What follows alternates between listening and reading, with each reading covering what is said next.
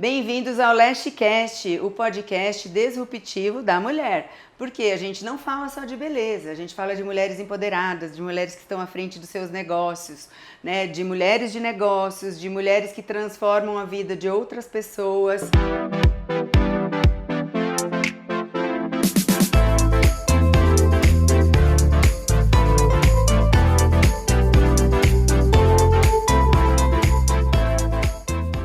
E hoje, em especial, eu estou com a Maria Corsato, uma delegada, seja muito bem-vinda. Obrigada.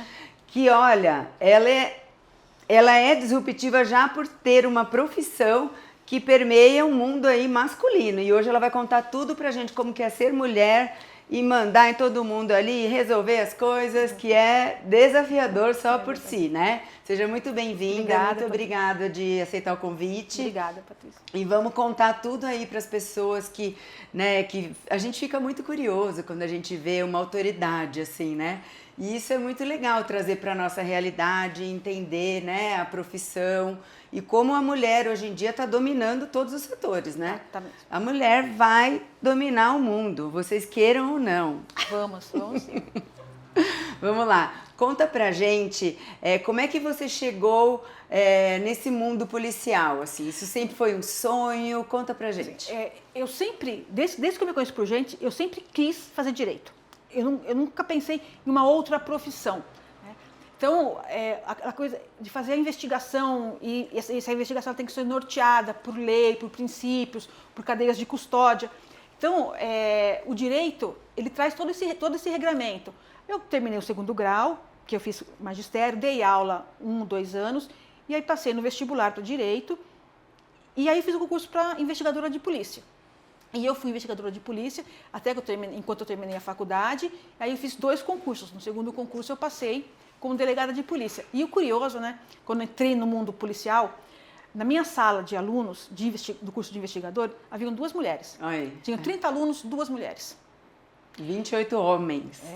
E aí quando fui o concurso para delegado, então na minha sala aí já tinha mais mulheres. Devia ter em torno de umas 30 alunos também naquela sala de aula, em torno de umas 10 mulheres. Hoje, quando a gente vê a lista de aprovação dos concursados, tá ali meio a meio. Às vezes tem alguns concursos que a quantidade é até maior de mulheres que está passando na área jurídica. Estamos com delegada, investigadora, investigadora e promotores e juízes. Então, a hora que você vai ver a lista de aprovados, tá ali igual, né, na entrada. E às vezes tem até um pouco mais de mulheres.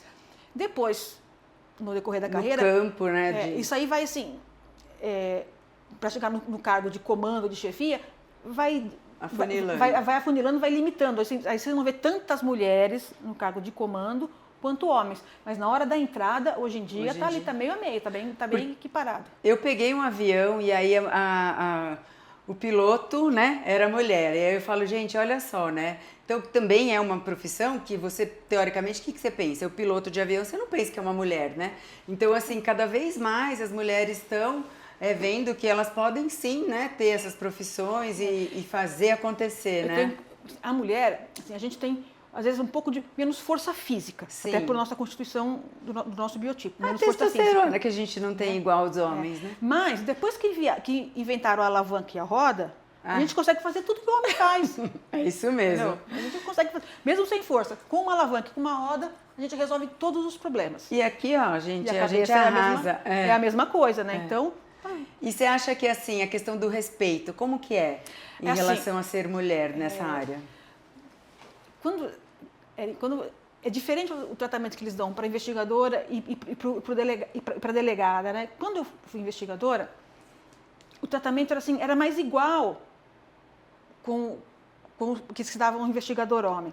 Mas às vezes eles achavam que, vamos colocar assim, algum cargo de secretária, ou então para fazer a parte de papelada, para não colocar tanto na atividade fim, que é o trabalho policial, de rua, de investigação. Então tinha um pouco disso, mas isso eu entrei como investigadora em 94. Quando fui delegada, não, aí a coisa já tinham passado esses 7, 8 anos, a coisa já era, não. Tanto é que eu saí da academia de polícia, de delegado de polícia, fui trabalhar no 3º distrito, que é a Santa Efigênia, que hoje é a Cracolândia. Na época, há 20 anos atrás, 21 anos atrás, não tinha essa coisa que é a Cracolândia hoje, mas era um distrito pesado. Sim. Em 12 horas nós tínhamos, sei lá, em torno de 60 ocorrências registradas, e às vezes 4 ou 5 flagrantes. Eu trabalhava com 2 escrivães, era muito tumultuado. 15 minutos de plantão, 2 flagrantes, 2 prisões, e assim, de crimes complexos, já falsificação, coisas bem complicadas. Num primeiro momento, eu sentia assim que eles não levavam a sério. Aí eu tinha ouvido de um chefe meu antigo, que ele falou assim, olha, quando você trabalhar, não sorria. Não sorria. Então eu estava sempre cara fechada, sempre, né, séria, cara brava, né? Aí passado alguns anos, encontrei esse mesmo chefe, ele falou assim, puxa, quando eu falei para você não sorrir, não era para você levar tão a sério assim, entendeu? Porque ficou assim... Acabou criando uma identidade ali, né? Ele era uma referência para você. Exatamente, brava. Ele falou assim, a gente colocou aqui nesse plantão para você pegar um pouquinho de cor, né? Porque você já era policial, mas como delegado você era verde. Mas você foi de verde para vermelho assim em 5 minutos, né? Então, você tem que forçar. E aí, assim, eu lembro de umas primeiras ocorrências, eu chegava muito perto do investigado para conversar, para perguntar, para falar. Aí um dia o investigador meu falou assim, doutora, posso falar uma coisa para a senhora? Eu falei, pode. Não vai se ofender? Eu falei, não. Quando a senhora for conversar com um preso, alguma coisa, procura não ficar tão próxima dele. Porque se ele esticar o braço, empurrar a senhora, fizer alguma coisa, a gente vai ter que ir para cima. E aí nós vamos ter um problema, porque a gente pode acabar machucando aquele preso também. Né? Então, tenta ficar longe, né? Assim, dá uma medida assim, mais ou menos de um braço, um braço e meio. A senhora consegue conversar, a senhora consegue falar com ele. Então a gente vai aprendendo, né, da experiência do mais velho, passando. Então hoje, toda vez que às vezes eu falo, peraí, dá um passinho para trás aqui para falar, porque já vi acontecer, né, de colegas estarem falando com o preso e o preso não avançar. E aí vira uma situação muito complicada dentro da delegacia, porque você tem que segurar o preso. E é difícil, as pessoas se emocionam, é difícil você segurar, conter aquela emoção que o funcionário vai ter. Então, o ideal é evitar o problema. E se você manter aquela postura mais enérgica, mais dura, mais séria mesmo, você já põe uma distância. Põe a distância e você evita problemas, você evita a falta de respeito, você evita problema e aí o serviço E é verdade, porque boa. O sorriso é uma porta de que tá tudo bem, de que, né, eu tô na mesma energia que você. A hora que você fecha, que tem hora que a gente tem que ser mesmo assim, né, como mulher. Até para impor respeito ali na situação, que seja ela qual for. E eu acredito que nesse mundo aí que, né, você deve receber, sei lá, quantas mil ocorrências e ocorrências de diversos tipos, né? E aí tem que ter mesmo essa postura. Postura fechada, cara fechada. Seriedade. Às vezes você não está nem brava, mas você está fazendo aquela cara de brava que é para poder levar a coisa de uma forma um pouco mais fácil lá para frente. E aí você já teve algum tipo de preconceito por ser mulher? Não? Quando eu comecei como delegado, sim, porque o delegado ele é chefe de polícia. Sim.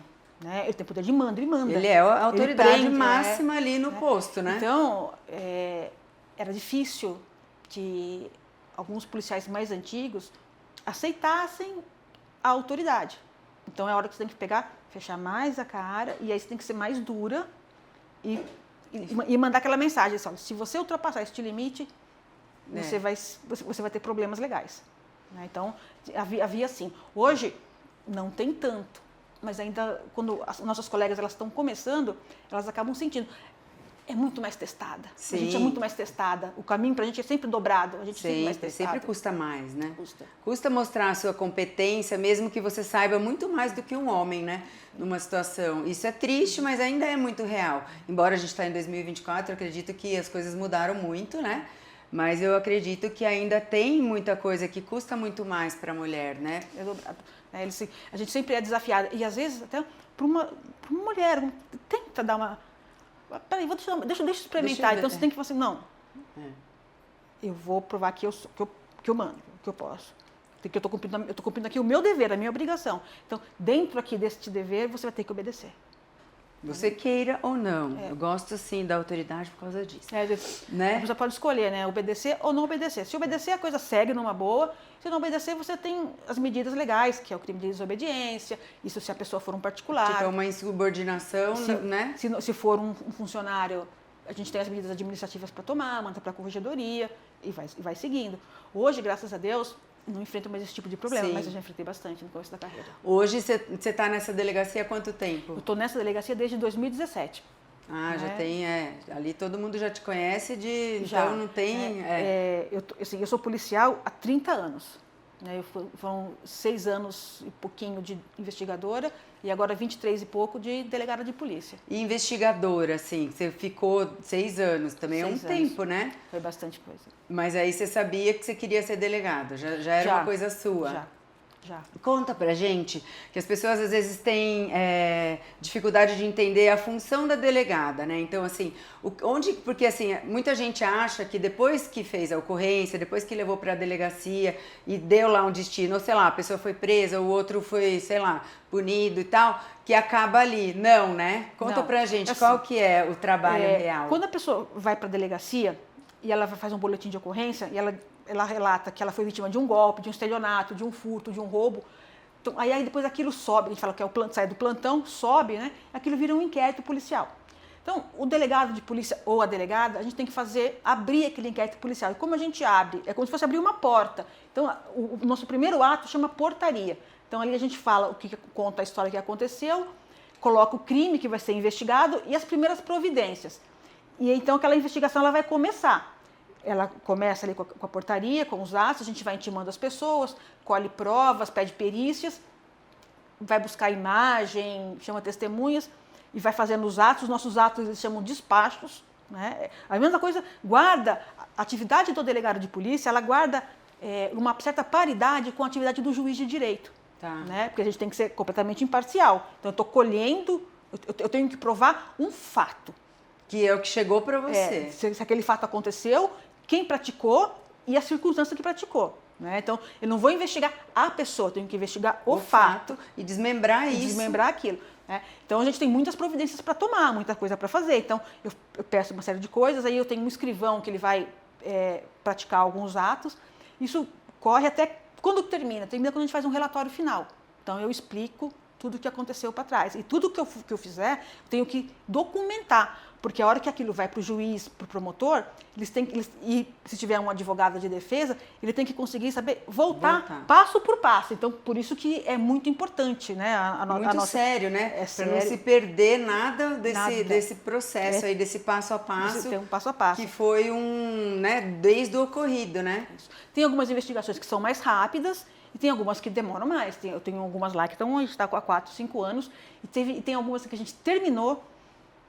O juiz, o promotor denunciou, estava já em audiência, aí aparece alguma coisa diferente, volta, olha, precisa complementar isso aqui e tal. Teve uma de 2019 que voltou agora. E não tem prazo isso, né? Porque às vezes, né, não sei como é assim, enquanto a pessoa não é denunciada formalmente pelo Ministério Público, pelo juiz, aquilo vai regular pela prescrição do delito. Então, você sempre tem que estar calculando, assim, que nada no direito é para sempre, nada é eterno. Então, chega uma hora que o crime ele deixa de existir, que ele prescreve. Né? Então, por exemplo, um crime de estelionato, o inquérito tem alguns que estão há 12 anos, mais ou menos, mas também chega uma hora que... Se está chegando nesse 12, ele vai prescrever. Sim. Então, sempre depende do que do assunto, né? Tem alguns crimes que prescrevem mais depressa, tem alguns que demoram mais para prescrever. Então, a gente tem que sempre estar... a gente está fazendo a investigação, a gente tem que sempre olhar assim, qual que é o crime, qual que é a pena. E aí, nos meus inquéritos, falar capa, né? Hoje tudo é muito digital, mas a gente acaba fazendo um processinho. E eu sempre coloco a prescrição, que é para não perder aquela prescrição. Para ficar ali fixo, já para você não saber, né? Olha isso. Hoje, imagina, porque a gente tem aquela coisa de filme, né? De uma delegacia, aquele monte de papel, aquele monte de pasta. Mas é isso mesmo. E isso é real, né? Hoje todos os meus inquéritos, hoje, eles são todos digitais. Mas a gente tem muito problema com luz, a gente tem muito problema com a rede própria, com a internet que cai. Então, às vezes você manda as intimações para as pessoas e elas vão lá ser ouvidas e... Cadê? Está fora do ar do Caiu, sistema. Exato. Você perdeu o intimado. Então, o que eu faço? Eu tenho lá minha cópia física das principais peças. Então, não vai perder. Vem cá, amigo. Senta aqui que eu vou te ouvir. Que eu vou te ouvir, Senta aqui que eu vou te ouvir. Você vai contar a tua parte da tua história, para não perder. Para não perder. Isso e é verdade, né? Porque você não tem como, né? Tem hora que a gente... Tudo bem, a tecnologia está aí, veio para ficar, né? A gente tem que correr atrás de aprender. Eu também sou de uma geração que não era de tanta tecnologia e hoje a gente...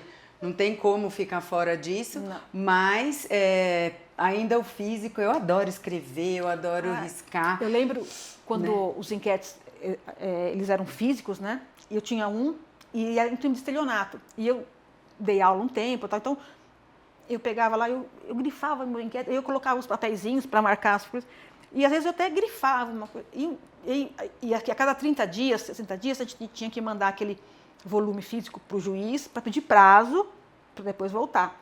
E numa dessas eu mandei para pedir prazo. Aí quando voltou, ele me deu um puxão de orelha. Ele falou: se a senhora continuar colocando papel no meio do inquérito e grifando as coisas, vou te mandar para a corregedoria. Mas era para facilitar a vida. E né? até que você bater o olho ali, você já sabe, Exatamente, né? Mas ele ficou bravo, porque eu destaquei muita coisa. Ele ficou Olha bravo. isso. Ele ficou bravo. Hoje no digital você não pode fazer isso, porque ele é o digital. Mas na minha cópia física eu destaco, e aquilo que é mais importante, às vezes eu faço até eu separo com folhas cores diferentes, que é para poder, a hora que eu abrir, já sei onde é que está aquilo. Porque facilita o seu trabalho, Facilita né? o meu trabalho, facilita o meu trabalho. E aí, assim, você vê, continua sendo uma investigadora, né? Porque assim, você não tem como não investigar o fato que aconteceu até você dar esse relatório final, né? É assim, o delegado, ele é um investigador mor, porque ele preside a investigação, ele é o dono da investigação. E aí então ele dá a ordem para o investigador dele ir buscar alguma coisa na rua, intimar as pessoas, analisar relatório, fazer relatório, o escrivão, que ele vai, às vezes, formalizar um ato ou outro, mas quem tem que olhar tudo, tem que ter o domínio de tudo, é o delegado de polícia. Então a responsabilidade é muito grande, é muito pesada. Sim, porque pensa, se qualquer falta de informação ali, vai, né, ser consequência É minha responsabilidade. Se eu perder o prazo para alguma coisa, eu posso deixar um bandido para a rua. Ou deixar de ser punido. Sim. Então, essa é uma responsabilidade muito grande. Ou também, se eu não fizer a minha obrigação certinho, eu posso deixar de provar que uma pessoa não foi o autor daquilo que estão dizendo que ela fez. Sim. Porque, assim, eu tenho que investigar o fato. E, às vezes, chega a nosso conhecimento fatos, informações de fatos que realmente não existiram. E vai complementando aquilo. E não é raro da gente começar uma investigação e a suposta vítima que falou que, no final das contas, ela acaba virando indiciado por uma denunciação caluniosa. Então, e a pessoa fala assim: eu posso lá mentir, não vai acontecer nada. Acontece. A gente pega. E isso tem muito, né? Pessoa está nervosa ali na hora, não sei, alguém instruiu de forma errada. Exatamente. Né? E acaba que a pessoa, porque tem muito isso, que você chama de novo a pessoa, muitas vezes. E assim, no curso da investigação, às vezes você chama as pessoas 2, 3, 4 vezes. Porque quando começa, ela deu ela contou uma coisa. Aí, a hora que vão chegando as perícias, vão chegando imagens, a gente vai cruzando o fato, a coisa vai mudando. Então, você chama: olha, isso aqui, me explica. Aí ela: tá. Então, já aconteceu da pessoa falar assim: não, peraí, eu não fui roubado. Teve um caso que a pessoa falou assim: eu fui roubado. Eu estava numa boate, aí eu saí com uma pessoa, me deu boa noite Cinderela, aí eu fui parar num hospital e movimentaram minha conta. Então, a gente começou a fazer, e é uma coisa grave, isso acaba num roubo. A gente começa a investigar, essa pessoa nunca foi para o hospital. Né? No fim, ele só queria dar um golpe no cartão dele. Olha, e aí isso, acabou, gente. Aí ele vai preso. Né? Aí, há pouco tempo, o ano passado, eu tive um caso de uma moça que ela relatou que ela foi ver um apartamento, aí quando ela estava caminhando na rua, parou um carro, que ela achou, me parecia, eu tinha chamado um Uber, então parou um carro, eu achei que fosse o Uber. Aí me apontaram uma arma e eu entrei. E aí eu estava grávida, de 4 meses. E aí me levaram, praticaram um estupro, eu perdi o bebê dentro do carro, é uma coisa gravíssima, gente, né? E aí depois eu fui para o hospital, tal. Aí você começou a fazer a investigação. Tal. O dia que ela foi na delegacia, que ela contou isso tudo, eu falei para ela: mas ela falou, a gente está há muito tempo num lugar só, eu falei: pois aquela rua é assim, então, peraí, tem uma igreja lá, chama o investigador, vamos lá. Começou a olhar, ela falou: pega as câmeras aqui. Aí, o que a gente descobriu? Que nunca tinha acontecido aquilo. Olha isso. Né? E assim, ela já tinha, quando a gente pega aquelas imagens, ela já tinha sido vista 3 vezes. E assim, ela descreveu o autor do roubo. Então, ela fez o chavão, que ela deu o quê? O negro. Ela descreveu o negro. Estava num carro preto. Então, assim, do pouco que eu vi, ele era motorista de Uber. Então, você imagina, toda a polícia da região da Zona Sul, atrás, de um motorista de Uber negro que dirigia um carro escuro. Então, a quantidade de pessoas que podiam ser abordadas pela polícia militar tal, e ser levada para a delegacia, e essa mulher ela era tão descarada que se ela tivesse que reconhecer alguém, para poder manter a mentira dela, ela ia apontar uma pessoa. Porque isso é tão sério, a pessoa que mente, ela acredita naquela mentira, né, de uma forma. E aí, no final, a gente descobriu que nem grávida ela esteve, ela nunca esteve grávida também. Era uma, assim... Aí, ao final, quando acabou tudo, a gente chamou o pai e mãe dela e falou assim, olha, sua filha precisa de ajuda porque o grau de mentira dela foi muito grande. É muito grande, né? E aí, só que ela foi responsabilizada por ter feito uma falsa comunicação de crime. Sim. E o Ministério Público denunciou. Tá certo, né? Porque senão... Agora, o quanto é sério, né? As pessoas darem um falso testemunho. As pessoas acham que não. Não. Mas isso é perigoso, né? E que complicações isso traz para uma pessoa? Vamos supor, naquele caso específico, se ela reconhece se a PM, Polícia Civil, traz alguma pessoa que correspondia àquela descrição que ela deu, e ela reconhece, ele ia ficar preso. A gente ia pedir a prisão dele e ia ficar preso. Ele ir para uma cadeia. Dentro de uma cadeia, por mais que o Estado se comprometa a dar segurança para aquele preso, a gente sabe que crimes sexuais, eles não são aceitos dentro do sistema carcerário pelos demais presos. Então, esse rapaz poderia ser violentado, poderia ser morto, poderia ter uma série de problemas. Né? A família dele ia ficar acabada. Olha a consequência. Ele ia receber uma pena, porque assim, também era só a palavra dela, tá falando. Ele recebeu uma pena por roubo e estupro, uma coisa muito grave. A vida dele acabou. Sim. Então, agora, se ela tivesse também reconhecido alguém, o crime que ela ia responder era um crime mais grave, que é a denunciação caluniosa, que é mais grave. Como ela não identificou ninguém, então ela ficou só na falsa comunicação de crime. Mas assim, você acaba com a vida de uma pessoa. Sim, isso é muito sério, né? Então, tanto assim, para indiciar uma pessoa, para prender uma pessoa, depois para o juiz condenar, tem que ter certeza que foi a pessoa. Tem que ter toda essa etapa aí que você falou, né? E me fala uma coisa, toda delegacia tem um lugar, uma cadeia? Atualmente, nem todas as delegacias elas têm plantão, tá? Então, eu trabalho na cidade de São Paulo. Então, a cidade de São Paulo ela é dividida assim por seções, que a gente chama de seccionais. Aí, essas seções, que são seccionais, são divididas por delegacias. E depois, essas delegacias elas são agrupadas, né? E aí, a cada 3, 4 delegacias, você tem uma que trabalha 24 horas, 7 dias por semana. No lugar que eu trabalho, a nossa delegacia ela faz isso. Ela trabalha 7 dias por semana. 24 horas. 24 horas. Né? Então, a gente tem a cadeia, é uma cadeia que ela tem cela para homem, cela para mulher, cela para adolescente, cela para deficiente. Ela foi reformada faz pouco tempo, então ela tem toda essa estrutura. Né? Aí as pessoas entram, que elas são presas em flagrantes, elas ficam ali com a gente. Depois que a gente terminou toda a papelada, elas vão ou para um outro setor, ou então elas vão direto para a audiência de custódia. E aí, depois da audiência de custódia, ou ela vai para o sistema penitenciário, ou o juiz libera. Tá? Então tem hoje tem isso. Agora, as delegacias que não têm o plantão funcionando, elas só vão, durante o dia, elas até fazem um ou outro boletim de ocorrência, mas não os apresentados pela Polícia Militar. Né? Tá. E aí, depois daquilo, sobe e vai virar inquérito policial. A nossa delegacia, como ela é maior, então a gente tem toda a estrutura de plantão e depois aquilo que não é flagrante sobe para inquérito, para investigação. E já aconteceu porque isso pode acontecer, imagino eu, que a pessoa não é flagrante, mas na hora de você colher o depoimento ali da pessoa, de você atender, você prender a pessoa?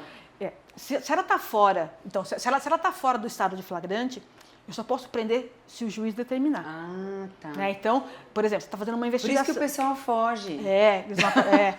Por isso que foge. Por isso que falam assim, sai do flagrante, né? Sai do flagrante. Sai do flagrante. E depois se entrega. Tem muito isso, né? Aí, assim, teve um caso que o rapaz, ele não estava mais em situação de flagrante. Aí os policiais conseguiram identificar. Isso é muito comum. Tá. Aí você traz a pessoa para ouvir depoimento, principalmente ladrão, né? Aí tem o reconhecimento, mesmo, tal. E tem outras provas que dão ali, que indicam que ele é o autor daquele crime.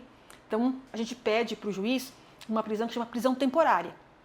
Essa prisão temporária, ela dura um mínimo de 5, dependendo do crime, pode chegar a 30 dias. Dependendo do crime, se for mais grave, pode renovar por um pouco mais de tempo, que é um tempinho que a gente vai precisar para encerrar o inquérito. Então, já aconteceu da pessoa chegar na delegacia e a gente tem que pegar e pedir a temporária. Então, no plantão, isso acontece bastante também. Porque, por exemplo, Hoje o rapaz vai lá e ele roubou uma pessoa. Aí amanhã ou depois, a pessoa está andando na rua, ela vê, pô, aquele cara me roubou. Então ela fala para a PM. A PM vai lá e pega, leva para a delegacia.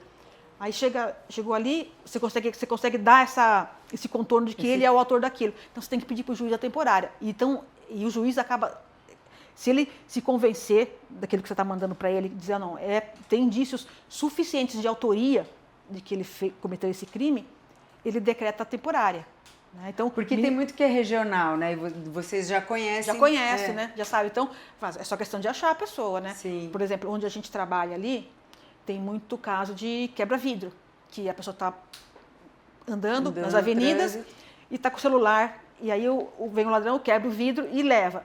E às vezes um ou outro você consegue filmar e tal. Então, é o fulano. E uma hora a PM está na rua, ou os investigadores, e vê o fulano. Então você pega o fulano. Aí você fala assim, ó, juiz, ó, tá aqui o filme, o fulano quebrando o vidro. Sim. Que tá a vítima. Então, aí ele dá a temporária. Dá a temporária, para a gente poder concluir.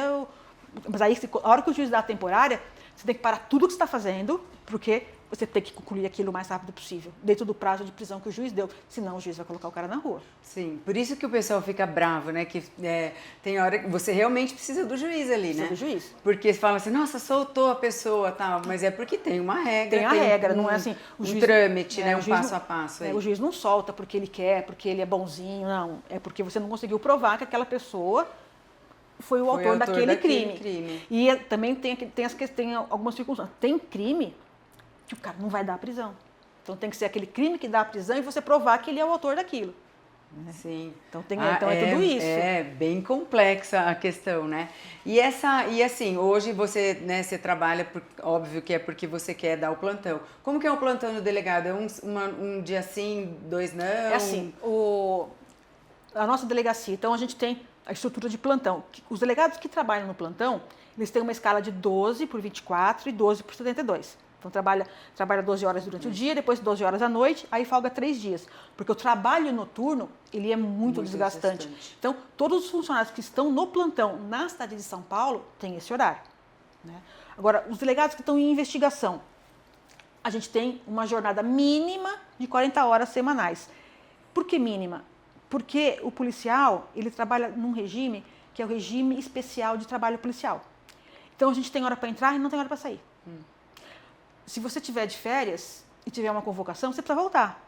Se é final de semana, você já trabalhou suas 40 horas, e se tiver um caso atípico, você precisa voltar. Então, às vezes, você chega para trabalhar e você não tem hora para sair. Às vezes, você chega para trabalhar um dia de manhã, tipo uma segunda-feira, 9h30, 10 horas, e aí chega um caso de uma temporada para você pedir, um caso de repercussão, você começa a trabalhar. Aí você fica o dia inteiro, a noite toda, às vezes você está no outro dia lá.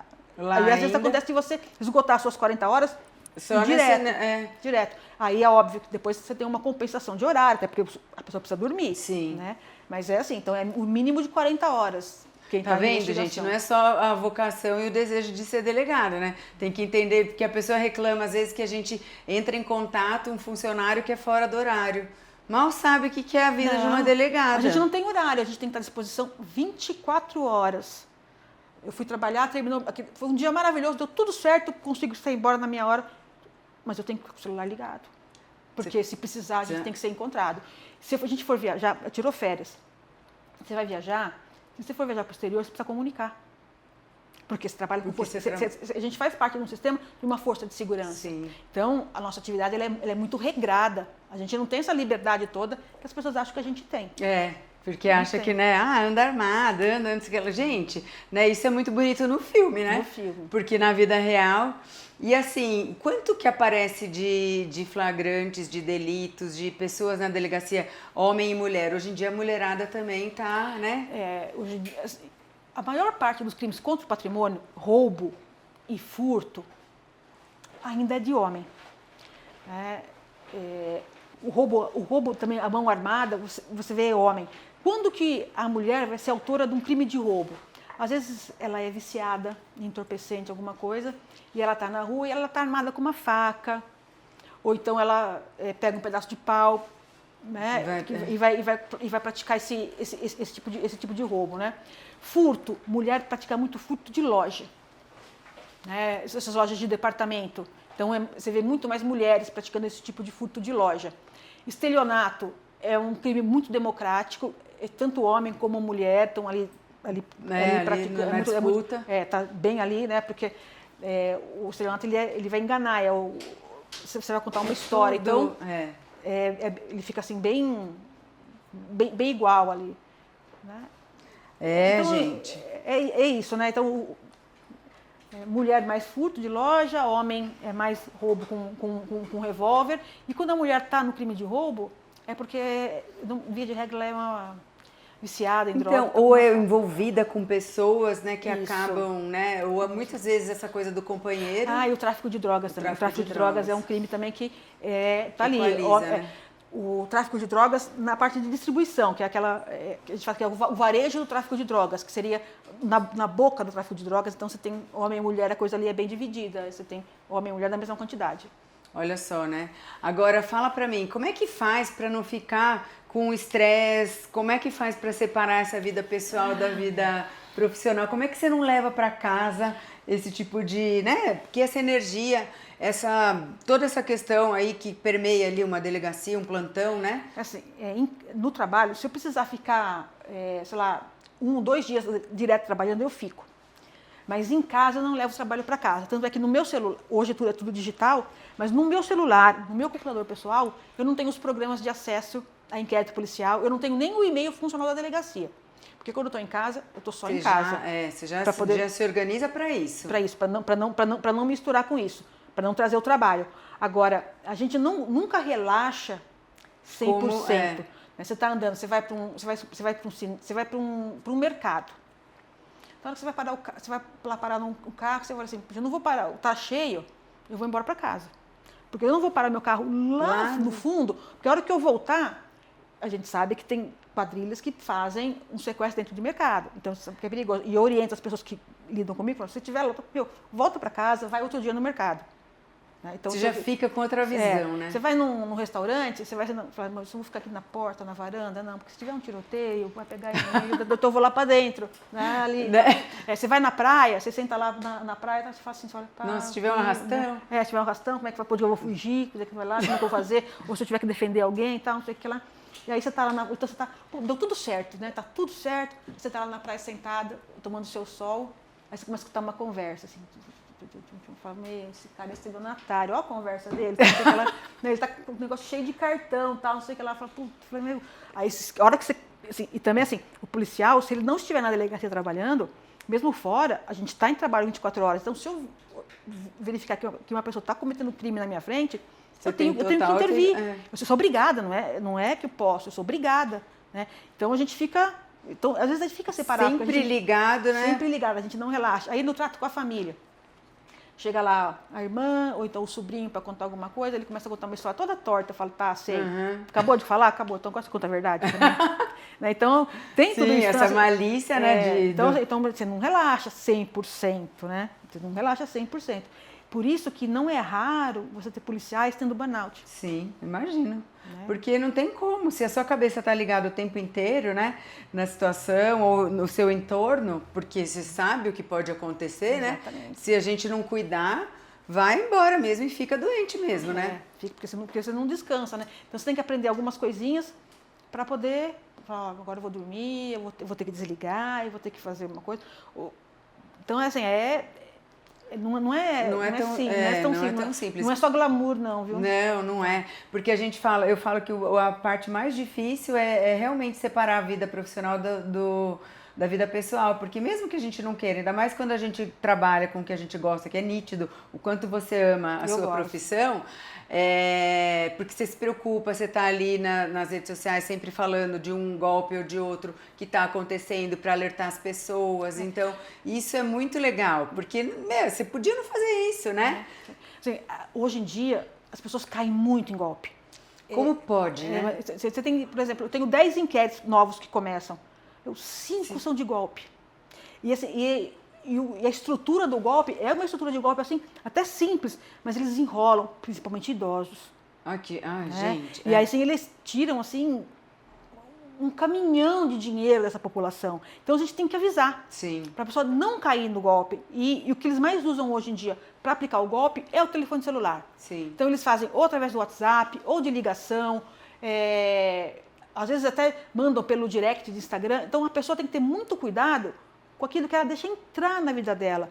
Tocou lá uma ligação, que é um número que ela não conhece, não atende, desliga. Falou que é do seu banco, desliga. Sim, o banco não vai te ligar, né? Não vai ligar. Muito raramente, às vezes, se você tiver uma relação muito próxima com o gerente do banco ou com o funcionário do banco, ele te procura, mas não é no telefone do banco, é completamente diferente. Nessa abordagem, né? Não. E assim, acaba acontecendo ainda muito isso? Tem.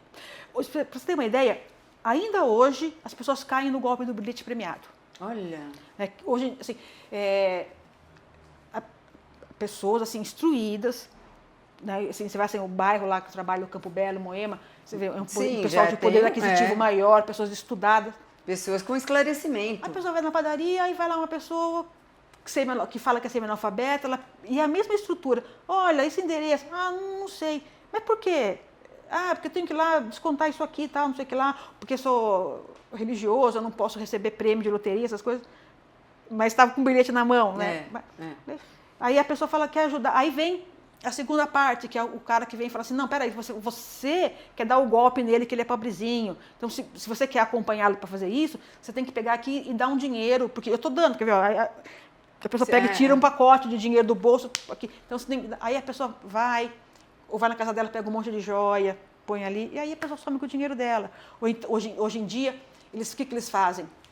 Porque hoje em dia as pessoas não têm dinheiro em espécie em casa. Sim. Então, eles fazem para o pessoal, você vai até o banco, faz um empréstimo, alguma coisa. Quando você chega no banco, por questões de lavagem de dinheiro, o banco não sai emprestando dinheiro para todo mundo. Então, ele pergunta, aí o estelionatário, ele até instrui, olha, quando o cara do banco perguntar por que você quer um empréstimo, você fala que você está comprando uma casa.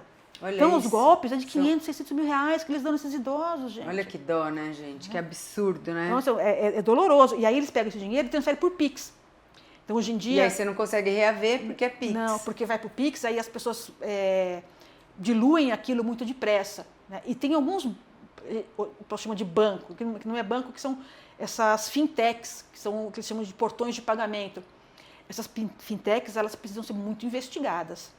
Hoje em dia, elas são o instrumento, o meio que ajuda nessa prática de golpes. Sim. Outro dia eu tive um caso lá, que eu mandei um ofício para uma fintech, olha... Quem foi o beneficiário final dessa transação? Aí veio uma petição dizendo que, olha, o nosso sistema é um dos mais seguros, não tem como saber quem é o final. Eu falei, como não tem? Aí eu fui lá na JUSESP, abri e falei assim, olha, a sua empresa ela tem um ato de constituição que ela se compromete, de acordo com as normas do Banco Central, a identificar o destinatário final. Sim. Quem fez o depósito não vai saber, mas o banco tem que saber. Porque senão quem vai responder por estelionato é o senhor presidente do banco. Aí, né? Aí agora estão correndo lá para descobrir quem que é o final. Porque senão, se você falar que você não sabe quem é, então eu vou partir do pressuposto que vocês receberam. E então você é estelionatário para mim. E gente, assim, eu sigo, né, ela há muito tempo, porque eu gosto de ver essas coisas, desde que a gente participou lá do podcast, São Paulo, e assim, eu vejo que assim, tem coisas que a gente sabe, mas uma pessoa de idade, ela tem aquela inocência, ela não está preparada para esse tipo de abordagem, ainda essa coisa de filho, né? Outro dia, uma colaboradora nossa, que ela vai comprar cabelo no Rio Grande do Sul, tá sabendo que a filha foi, eu não sei como a pessoa que ligou e tal, acabou que a mulher passou 7 mil reais, assim, sabe? Então você fala, as pessoas ainda caem pessoas assim que a gente acha que não, que tem o nível de esclarecimento, e às vezes no telefone, né? A pessoa liga e fala, não, sua filha tá aqui e tal, e a pessoa acredita, né? Então assim, tem que tomar muito cuidado, né? Tem muito cuidado. A melhor coisa é falar, não tenho dinheiro, não vou passar nada, e desliga o telefone, e quando é para desligar, você desliga tanto, você desliga a ponto de desligar o aparelho. Para não ligar de outra abordagem diferente, né? Porque o celular, ele trouxe muita facilidade, mas trouxe tudo isso Exatamente. junto, né? E, assim, e a investigação, para você aplicar um crime usando os canais digitais, é muito rápido, muito fácil. Para a polícia investigar, é mais demorado, porque eu tenho que oficiar, se eu precisar quebrar um sigilo bancário, eu tenho que pedir para o juiz tem que apreciar. Então, a gente sempre vai estar atrás. Né? Então, qual que é a melhor providência? É não cair no golpe. É não cair no golpe. E como é que é, assim, como delegada? Porque a sua rede social, ela é muito informativa, ela mostra, ela alerta, né? Você traz muita informação ali, é muito gostoso de ver porque fica leve e, ao mesmo tempo, atento, né? O quanto o seu regime de trabalho te segura aí nisso? É assim, o policial... eu tenho 2 redes sociais, né? Uma que é pessoal, que ela é fechada e tem poucas pessoas, e tenho essa aberta. Então, a rede social do policial, ela é regulamentada também no aspecto administrativo. Não é tudo que a gente pode falar. Por exemplo, se eu tiver uma investigação em andamento, eu já tive algumas investigações assim que envolveram pessoas famosas, naquele momento da investigação, você não pode se referir a ela, porque você pode atrapalhar a investigação. Você atrapalha a investigação, né? Eu comentar a investigação de um outro colega, mesmo de São Paulo ou de outro estado, eu também tenho que ter muito cuidado para fazer isso, para não romper o sigilo e pelo fato de não conhecer a profundidade daquela investigação. A gente não pode ter posicionamento partidário, né? Então a gente tem que ter muito cuidado com isso. Então, de uma forma geral, o que a gente pode fazer? Fazer uma rede social que vai passar instrução, que ela tem que colaborar com a sociedade. Sim. Então, eu vou poder falar coisas de polícia que vão trazer algo construtivo para a sociedade. Por exemplo, os golpes que existem, como as pessoas podem não cair naquilo. Sim. Se porventura caiu, então você vai fazer um boletim de ocorrência. O que a pessoa faz, né? Como ela vai se socorrer daquilo. Então, olha, você vai procurar então, um PROCON, a delegacia... em alguns casos você precisa de um advogado mesmo para te dar algum tipo de suporte, se você for processar um banco, alguma coisa, mas eu não vou poder falar que, olha, X pessoa fez este crime. Sim. Né? Então, é isso. E mesmo a gente para dar entrevista... Tem todo um protocolo. Né? Para vir para cá, eu aceitei, eu tive que pedir autorização, e aí vem aquela assim, está autorizado, porque não vai falar de caso específico, de investigação específica, mas tem que ter atenção em relação à portaria da GPXYZ, para não entrar em assunto X, tal. Então tem que ter, tudo isso é muito regrado. Porque assim, uma coisa porque tem muita coisa de época, né? Então assim, por exemplo, agora o golpe no WhatsApp X, que aí você fala, alerta as pessoas, isso com certeza traz muita informação. Eu compartilho muito porque às vezes a pessoa não está sabendo, né? E isso faz todo sentido. Então eu entendo que é um canal de comunicação importante para trazer essa informação, mas olha só como é todo cuidado. Todo fechado. Assim, né? Quando eu vou fazer as postagens dos golpes, eu procuro levar uma linguagem acessível para a população, porque eu não estou falando com o técnico de direito, eu não estou falando com o juiz de direito, eu não estou falando com o promotor, eu não estou falando com outro delegado, eu estou falando com a população. Sim. Então, para a população entender como que ela vai cair naquele golpe. Então, eu vou levar para uma linguagem que todo mundo pode entender. Sim. Então, eu faço isso, mas mesmo quando eu vou fazer isso, tem que tomar cuidado para não entrar numa falta funcional. Sim, olha, né? Todo esse cuidado. É bem complexo, né? E me fala assim, quais os maiores desafios que você vê na sua carreira, sim, como na função mesmo? É a quantidade de trabalho. A gente tem uma quantidade assim que é invencível de trabalho. E que não finaliza, né? Não finaliza, não acaba. Aquilo tudo está o tempo inteiro rodando, está o tempo inteiro acontecendo. Quando você consegue finalizar, esse mês eu consegui finalizar 17 inquéritos, mas eu recebi 30. Não, gente. Novos. E aí, né, assim, é muita coisa, porque no seu ponto de vista, você acha que precisa de mais delegacias 24 horas? Você acha que isso é o padrão de vocês? Não tem como controlar porque é por região? Não, eu acho que assim, a quantidade de delegacias que hoje tem, ela está suficiente. Sim, né? Porque vocês vão cobrindo, né, regiões. O que precisa hoje é recompor os quadros funcionais da polícia.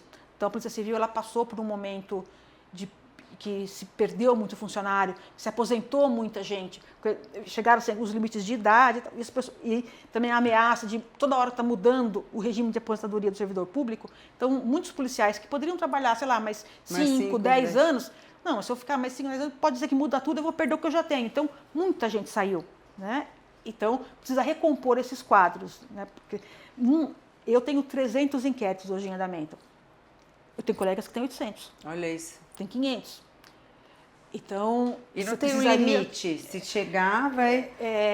Deveria até ter, mas... Na prática é difícil fazer. Então, o ideal o que é? É recompor os quadros, você trazer mais funcionários e aí você dividir essa quantidade de serviço.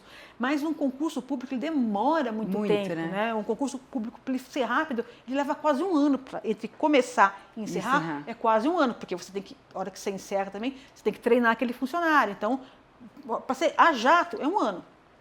E nesse um ano, você, sei lá, você contrata 100, quantos não se aposentaram? Sim. Então, tem que ser uma coisa ininterrupta essa contratação. Então, esse é um jeito. E mais campanhas para alertar a população de não entrar em... Porque tem crimes que você não vai conseguir, por instruindo, você não consegue evitar, que é o roubo, que é o furto. Mas os golpes, você consegue diminuir. E a internet, né? A internet acabou legalizando aí muita coisa. Ela facilita muita coisa. Porque hoje, nossa, eu quase caí num golpe do telefone, assim, de pagar a conta de telefone. Eu falei, eu cliquei tudo tal, quando eu vi lá, não era Claro, era Banco então, tem que tomar cuidado. Safra. Falei, nossa, se eu não tô atenta, eu pagava fácil de novo, porque eles copiam no detalhe, isso né? Aí. E aí, nossa, até você ligar no banco, até o banco abrir uma ocorrência, é extremamente demorado, as pessoas às vezes não fazem, né? Não fazem. Aí, às vezes, aqueles que vão lá... Tanto que hoje tem nessas telefônicas, você validar o seu boleto. Validar o boleto. Validar o boleto para você ver se o boleto é real, se é, né? Olha isso. Quando, assim, antes de eu pagar qualquer conta, eu faço a leitura com o celular, como se fosse pagar. Para ver para onde... Aí tá lá, deu tudo certo, então agora eu vou pagar. Então tem que ter... Porque às vezes você está correndo, você quer pagar... Você não lê. Não adianta, você não pode fazer a coisa com pressa. A hora que você vai pagar uma conta, você tem que parar e olhar. Não, até esses DDAs, porque hoje eles vão colocando ali coisa para você, e aí você acha, nossa, que prático, já aparece tudo. Tem que olhar um por um. Tem boleto duplicado. Nossa, tem assim, eu acho que é infinito isso de... Então tem que ter atenção. A hora que você vai mexer com dinheiro... Tem que ter muita atenção, gente. Você vai mexer com o seu dinheiro, você tem que parar, olhar. Agora você desliga tudo, você fecha tudo, você fala, vou olhar um por um, senão você cai no golpe. Não, e dinheiro, né, gente? É tão difícil ganhar, a gente tem que realmente cuidar para que não se perca aí nessa questão, né? E me fala uma coisa, a gente tem aqui um quadrinho que chama Perguntas na Comunidade. E aí eu vou fazer algumas perguntas para você, aí você vai falando. Então vamos lá. Me fala qual foi o caso mais complexo, assim, em questão de dificuldade para encaixar as peças que você já pegou, assim, que chame a sua atenção, que você fala, não, esse me deu trabalho e olha... Hoje eu estava vindo para cá, né? Eu acordei de manhã, eu vi um caso de um feminicídio que teve na Rua 25, na ladeira Porto Geral, que o marido brigou com a ex-esposa ali e acabou atirando nela, né? Aí isso me fez lembrar de um caso que eu atendi em final de 2004, começo de 2005. A Lei Maria da Penha não tinha sido promulgada ainda, que ela é promulgada em 2006. Aí eu trabalhava no 14º Distrito, em Pinheiros, estava chegando no plantão, aí tinha lá um caso que o rapaz tinha sido assaltado e tinha dado um tiro no saco escrotal dele. Ele estava no HC. Então, como que aconteceu isso? Segundo o PM, ele falou que ele estava subindo a escada, quando ele terminou de subir a escada, saindo da estação Clínicas para ir para o HC, chegou um ladrão e ia tomar alguma coisa dele e acabou disparando um tiro no saco. Eu falei, mas no saco escrotal, né? Falei, coitado desse rapaz, né? E eu tinha mania, tiro, tal. Aí, como é que ele passou por cirurgia, tá bem. Então eu fui até o HC. Aí quando chegou lá, ele já tinha saído da cirurgia. Falei, o que aconteceu? Ele começou a falar, mas ele não falava coisa com coisa. Aí o meu policial, não, é que ele tomou anestesia, ele tá meio bobo. Falei, não, mas tá estranha essa história aqui. Tá meio estranha. A vítima, ela tem um comportamento de vítima. Assim, ele não está com um comportamento de vítima. Ele está escondendo alguma coisa. Aí saí, voltei para a delegacia e falei, não está certo, o ladrão, vamos lá na estação do HC? Aí, no lugar onde, hoje em dia, tem filmagem em todo lugar. Sim, mas em 2004, não, 2005, você não tinha tanta lugar de filmagem. Então, vamos mandar lá no lugar onde ele tomou tiro. Então, vamos subir a escada, tal. Aí tinha umas lixeiras, a gente achou a arma jogada na lixeira. Olha isso. Aí a gente colheu a arma e tal. Hoje em dia, você pede digital, tem uma equipe que ronda, você pega... Eu falei assim, isso aqui tá estranho. Aí a gente colheu a arma, lacrou, empacotou. Aí eu fui olhar o nome dele nos bancos de dados. Tinham vários BOs dele agredindo A ex-esposa. Eu lembro o nome dela até hoje, o nome dela era Patrícia também, né? Agredindo essa moça. E eles tinham uma diferença de idade muito grande. Assim, nos primeiros BOs que ela faz, ela tinha acho que 16, 17 anos. E ele já tinha, sei lá, 36, alguma coisa. E aí eu fui olhando, abri um dos últimos boletins, e fui olhar assim, qual que era a profissão dela? Técnica de enfermagem. Qual que era o lugar? Onde ela trabalhava? No HC. Aí eu voltei no HC. Eu falei assim, olha, assim, conversei com o chefe. Aí a moça falou, não vamos passar a informação dela. Eu falei, por que não? Não pode. Aí eu fui falar, voltei na cama com ele e falei assim, o que aconteceu mesmo lá? Eu achei a arma. E quando você estava internado, a gente já pediu para pegar suas digitais e tal. Se é só digital bater na arma, ele, sabe o que é? Ela me largou. Levou meus filhos embora. E eu tentei saber onde é que ela estava morando e não me fala. Então, hoje era dia do plantão dela. E o plantão dela terminava 7h. Então, eu vim para matá-la. E aí, na hora que eu estou subindo a escada, eu estou segurando a arma no meu bolso, eu fiquei nervoso. E aí eu acabei puxando o gatilho. E ele mesmo. Tiro. E por isso que o tiro pegou no saco escrotal, a posição. Porque a posição que a bala entrou no saco escrotal dele não era de um ladrão que estava para frente. Ela era lateral. Então, eu falei, por isso que eu falei, por isso tá estranho. Ladrão, como é que, né? Então, ele falou assim, ela estava no bolso da calça e aí eu acabei disparando. E aí, na hora que eu disparei, eu consegui jogar a arma na lixeira e aí eu fui socorrido e vim para cá. Aí eu fui conversar de novo com a enfermeira padrão, chefe ali. Ela falou assim, olha, ela é nossa funcionária sim, ela estava de plantão sim hoje, ela saiu às 7h, só que eu não vou passar para a senhora o endereço dela. Eu vou pegar o seu telefone, eu vou conversar com ela, porque assim, a gente sabe, eu sei onde ela está, onde ela mora, tudo, mas a gente não passa para ninguém, porque senão ele vai matá-la. Aí passou meu telefone celular para a moça, aí isso foi numa quarta ou quinta-feira, foi uma quarta noite, porque aí foi quinta, sexta, sábado, então foi numa terça-noite isso. Aí foi quarta, quinta e sexta, eu estava no plantão sábado de dia. Então, combinei com a menina, ela foi até a delegacia, e aí ela contou tudo que ela passou da vida com ele, né? Então isso para mim, isso me marcou muito esse caso, né? E aí assim, ele podia ficar preso? Não, porque você não tinha a figura da Lei Maria da Penha. Ele fez uma ameaça direta para ela, todo mundo sabia que ele ia matá-la, então a gente fez um boletim de ocorrência para ela de ameaça, né? Ela não tinha medida protetiva. Nossa, não tinha nada para proteger essa mulher naquela ocasião, nada. E aí eu tomei o cuidado e falei assim, eu não vou colocar, não podia nem colocar o endereço dela no BO, porque ele ia ter acesso. Né?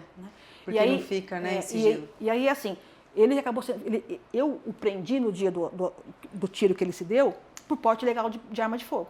Você achou aí então ele ficou preso por porte ilegal de arma de fogo. Mas ele poderia pagar fiança daquilo. Sim. Aí, quando a menina veio, ela falou o que aconteceu, eu juntei tudo aquilo, aí eu fiz um inquérito de ameaça, mas é um inquérito fraco de ameaça. Sim, para segurar ele, né? Hoje é forte. Né?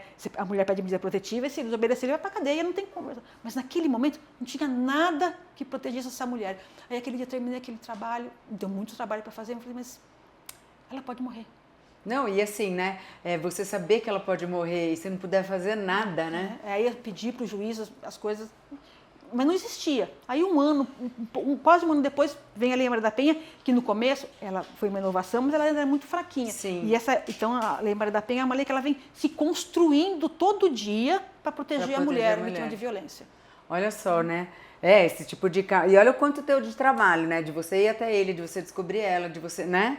É complexo. E aí, ó, essa pergunta aqui, ó. Algum caso já mexeu com você ao ponto de mudar completamente a sua forma de ser, de agir, assim, algo que mudou a sua opinião?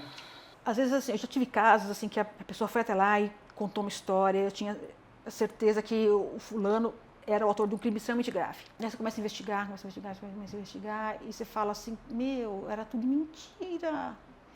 Então, desde então, todo dia quando eu vou trabalhar, eu tenho que recalibrar a bússola moral. Nossa, imagina. Né, para fazer assim, eu não posso nunca agir por emoção, porque a pessoa vem aqui e contou uma história, eu falei assim, coitado. E aí era tudo mentira. Então, a gente tem que tomar cuidado quando a pessoa vem e fala alguma coisa. Por mais que você fala, mas você tem que, primeiro eu vou provar e tomar cuidado com isso. Então, você tem que fazer sempre esse juízo. só vou concluir que a pessoa é culpada depois que eu conseguir juntar todas as provas. Se eu não conseguir juntar as provas, eu não vou achar que a pessoa é culpada. Porque senão eu posso levar um inocente para cadeia. Sim. Eu acredito mesmo. E não tem como, assim, porque hoje em dia as pessoas são tão doentes, né?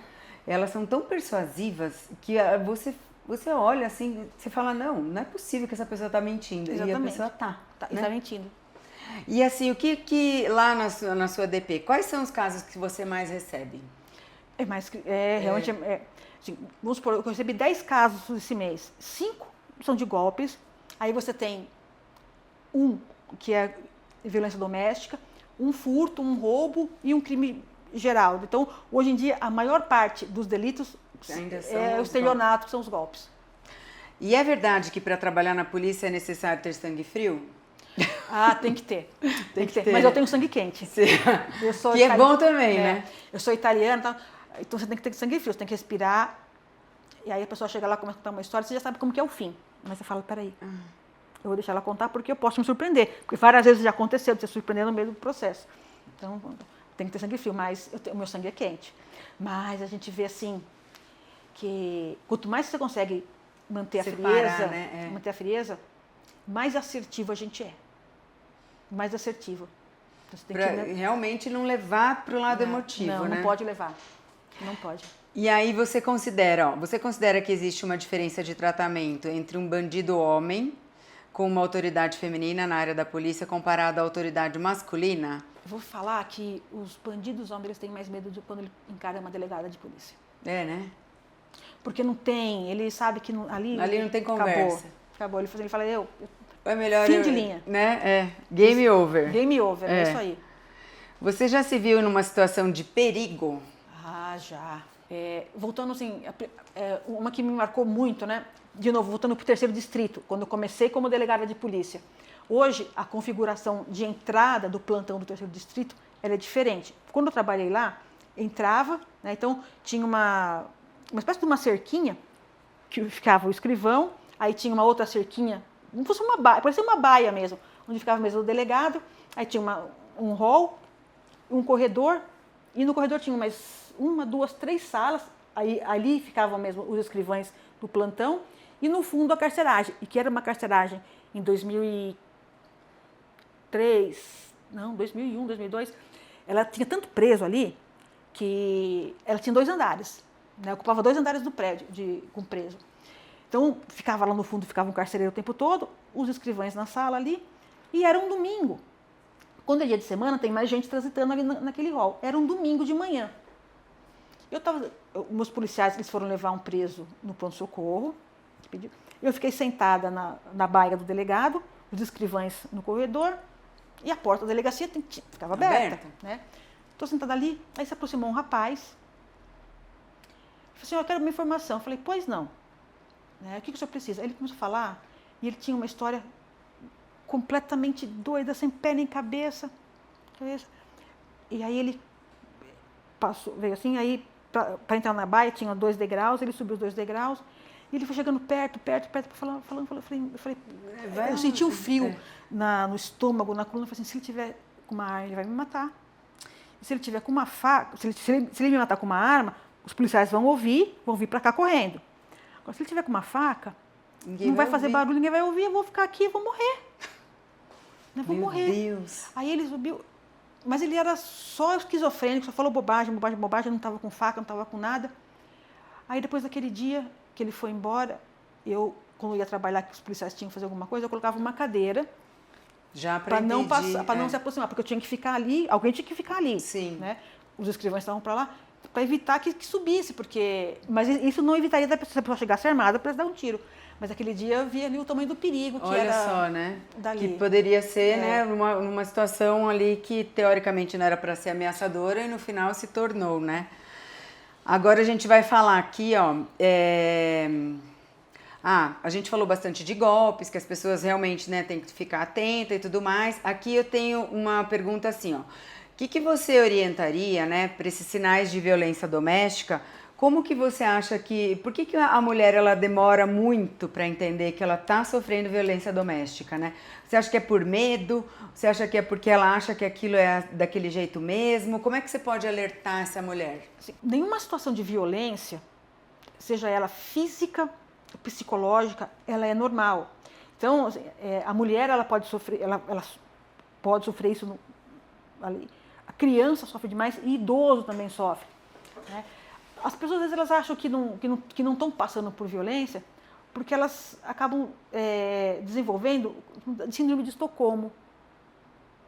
Então ela vai vivendo aquilo, ela acha que aquilo é natural. Que faz aquilo é natural, que faz parte da vivência, que faz parte. Né? Aí ela só vai notar que aquilo não é natural quando ela conversa com alguém, quando ela vê alguma coisa na televisão. Ou quando passa, né? Às vezes quando passa tanto do limite que aí é o feminicídio, né? Então, as campanhas de alerta explicando isso é violência. Então, um grito, um tapa, um empurrar, um desrespeito contínuo, isso é violência.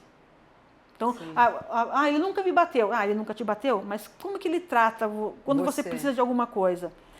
As suas vontades, óbvio, não tem como no relacionamento 100% das suas vontades serem satisfeitas. Sim. Mas nunca ele escuta o que você quer. Nunca ele respeita a tua fala, né? A tua fala. Assim, quando ele vai brincar, ele se desqualifica. Sempre te põe para baixo. Sempre te põe para baixo. Então, esse é um sinal de violência muito, muito alto, muito crítico.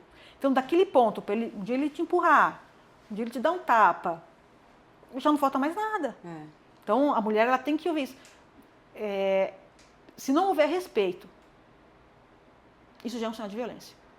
Isso é muito sério, né? E às vezes sério. É o que você falou. A pessoa vai, não, isso é normal, ele é assim mesmo, ele não tem paciência, né? E quando vê, já não dá mais tempo, né? Não dá mais tempo. Agora a gente vai ter um quadro que é verdade ou mentira, tá? Então, a polícia consegue resolver todos os crimes? Mentira. Mentira. Idosos são mais vulneráveis a golpes do que outros grupos? Verdade. A violência contra a mulher é um problema restrito a determinadas classes sociais? Mentira.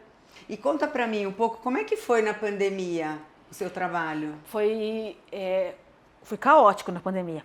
Aumentou, diminuiu? Não, diminuiu tudo, né? Porque assim, roubo ele quase zerou. Porque você não tem gente... Roubo na rua, a transeunte, ele praticamente zerou. Você não tem gente na rua, então você não tinha gente para ser estarrada, para ser roubada. Então, diminuiu muito. Furto em espaço público também diminuiu, porque você não tem gente na rua. Golpes por via eletrônica, eles dispararam. Né?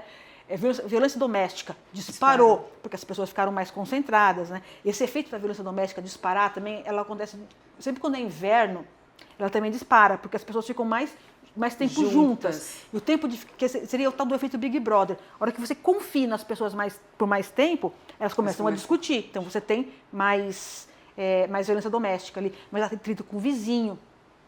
E para o policial era muito complicado. A gente chegava para trabalhar, se eu estava fazendo investigação, tudo bem, mas quando eu estava respondendo pelo plantão, eu chegava para trabalhar no plantão, e aí, à noite, deu às 12 horas, você vai ser rendido. Só que o seu colega positivou para a Covid. Caraca. Ou estava com sintoma de Covid, ele não podia te render. Então, se você entrou para trabalhar, você não vai embora. Então, sempre ficava assim, será que hoje eu vou para casa? Porque podia acontecer. Sim, porque vocês faziam teste sempre antes do plantão, tinha regra? Demorou muito para vir testes, né? O que a gente não sabia, né? Não, o que a gente se balizava era mesmo por sintoma, né? Por sintoma. Então, deu cabeça, ficou febril, perdeu o cheiro, tá sem fome. Sim. Então, você já avisava, né? E aí depois você ia tentar procurar um lugar que tinha teste. Mas no começo da pandemia, logo abril, maio de 20, não tinha teste, não tinha nada. E a gente nem sabia, a gente achava aquela quarentena, que não tinha nada de quarentena, que durou muito, né? E ninguém sabia a gravidade também, né? De tudo aí que quando as pessoas começam a ser internadas e morrer, fica muito grave. Então, quando a pandemia começa, a gente tinha um regime de trabalho. Quando chega 2021, esse regime de trabalho foi mudado. E ele concentrou mais os policiais. E na hora que concentrou na nossa delegacia, como a gente tinha o plantão e tinha lá em cima, e concentrou, deu um surto de Covid na delegacia. Imagina. Mais da metade da delegacia ficou com Covid. E eu tive colegas que ficaram internados, sabe, na UTI. Então a gente ficou muito preocupado nessa época. É, porque foi muito desafiador para todos os setores, né? Até hoje a gente, assim, quando a gente lembra desse momento, Dá uma tristeza Sim. grande, porque nós ficamos muito expostos. Sim, porque linha diferente, né? Não tinha como não trabalhar, não tinha como não fazer, né?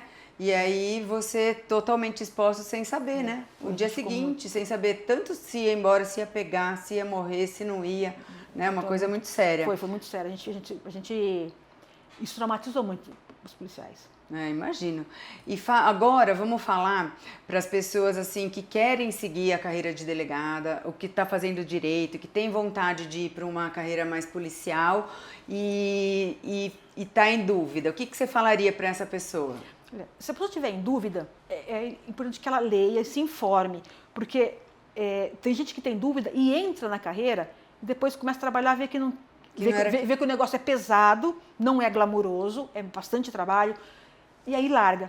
Então, aquilo que eu te falei, o processo de concurso leva 1 ano. E aí você fez um curso para 100 escrivães, 100 investigadores, 100 delegados. 25%, 30% descobre que não é isso que eu queria. Gente, nós perdemos 25 pessoas. Sim. Então, isso agrava a situação de quem já é policial. Então, se você tem dúvida, se informa, não vai fazer o concurso. Agora, se você quer, então estuda. Então, hoje em dia, qualquer carreira na área da segurança pública no estado de São Paulo, você tem que ter nível superior. Então, investigador, escrivão, você pode ter qualquer curso superior. Para ser delegado, tem que ter curso de direito. Então, estude bastante e tenha na sua cabeça que você vai precisar cumprir a lei. Glamour? Não tem glamour. É só trabalho. E assim, né, gente, busque conversar com alguém, conversar com a delegada, conversar com alguém que exerce essa função, Exatamente. né? Porque às vezes a gente tem uma informação, tem uma ideia do que é aquilo e de repente, eu sei porque quando eu fui trabalhar em um hospital, eu queria muito trabalhar em um hospital e uma amiga minha também queria. E aí ela começou a desmaiar quando via certas coisas. Eu falei, amiga, talvez não seja assim o seu negócio, né? Tipo, aí uma vez a gente entrou numa cirurgia, porque assim, uma época eu fiquei no pronto-socorro, eu era fisioterapeuta, e depois eu fui trabalhar na UTI. Eu também dei plantão noturno, porque eu amava a madrugada, porque era onde chegavam as coisas. E aí foi desse jeito que eu fui ter muita experiência na minha área. E aí o dia que ela desmaiou no meio da UTI, porque a gente abriu uma traqueostomia e foi aquela... Aí ela realmente falou, não, acho que eu vou voltar para ortopedia lá, que era o que eu fazia antes, né? Então as pessoas às vezes perdem tempo aí, sem ter o conhecimento, sem entender. Vai visitar uma delegacia, né? Fala que você está estudando para poder, né, chegar mais perto, né? Vai visitar, assim, na madrugada, no final de semana. Ver um plantãozinho. No dia de chuva, vai no dia de chuva. Vai ter um dia de chuva que vai estar tranquilo, mas eu fiz um plantão umas 3 semanas atrás, um dia de chuva, falei, vai ser tranquilo. Vai ter muito acidente de trânsito, mas vai ser tranquilo. Gente, eu fiz 3 flagrantes de furto. Olha isso. E assim, de morador de rua, daquele pessoal que está na rua há muito tempo, então é mal cheiroso, é fedido.